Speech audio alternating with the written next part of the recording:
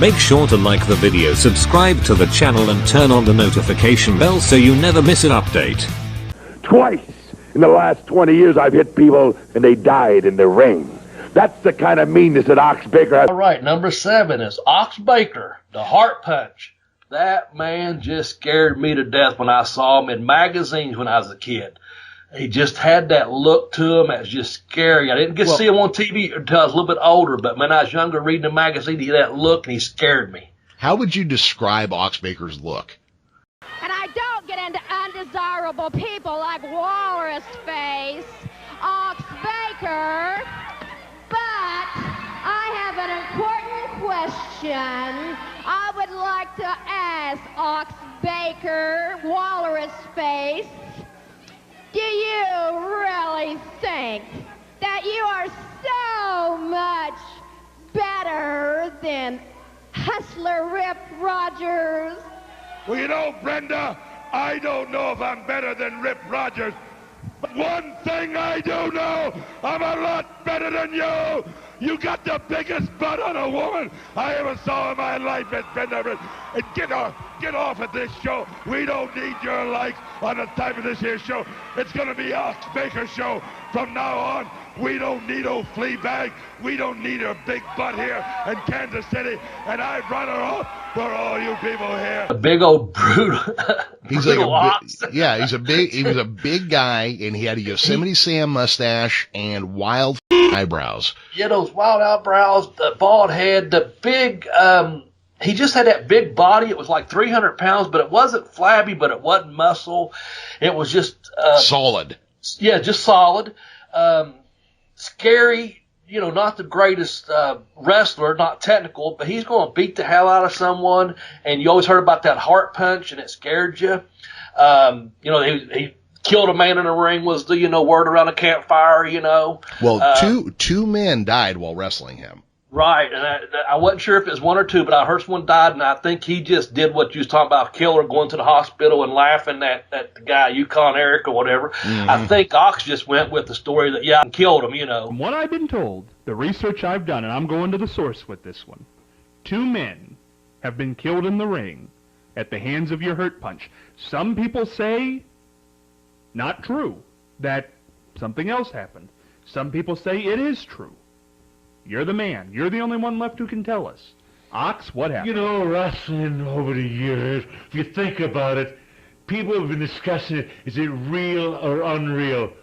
But the 2 guys I hit, they didn't go home to their family ever. They never seen their folks again. They never had Christmas dinner with anybody. I'm so mad at all these wrestling fans. Well, wrestling has never been the most couth of businesses. And here I'm dropping an elbow across his throat, and his teeth came out of his mouth. At this time here, I was thinking, you know, it just came to my mind, you know, why not crush him? You know, crush him. And here I stepped on him and crushed him, and I'm glad I did. You know, Ronnie Garvin, you are an idiot.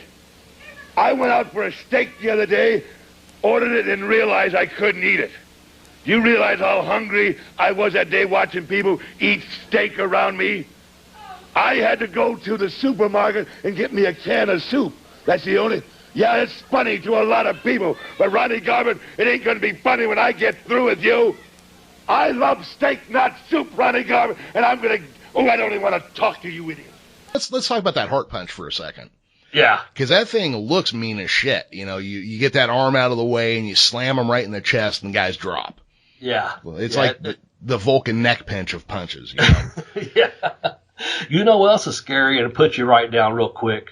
A big club with nails in it hitting the back of the head by Kurt Russell, by God. Of course, Ox done the job for Kurt Russell, but hell, he was a world's greatest athlete, so what are you going to do, you know? Exactly. So, the other memory I had of Ox, believe it or not a scary moment, but again, a marked out moment. I was watching The Price is Right with my grandmother, and I forget the year, to be honest with you, but I know she's still alive because we were watching a 4-model TV at the time, and he got up on stage with Bob Barker, and like, Ox Baker, you know, done his gimmick up there, you know. Yes, Ox.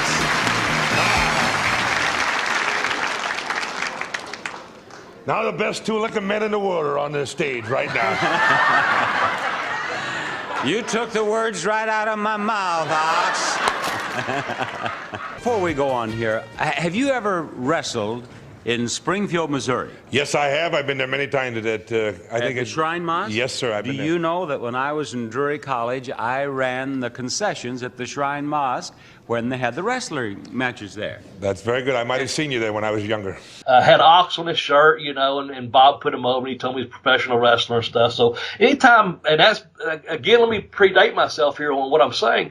When things like that happened back in the day, it always meant something. When I saw a professional wrestler in mainstream, you know, just from being a fan. And nowadays, I guess you just, you know, wrestlers are in all kinds of movies and commercials, and with the internet, you know, it's not that rare to look up and see a professional wrestler, you know, doing whatever. Yeah. But back in the day, when you saw a guy like Ox Baker in a Price is Right, or in a movie like Escape from New York, I mean, you know, as a fan, you're like, oh, I'm all over that, man.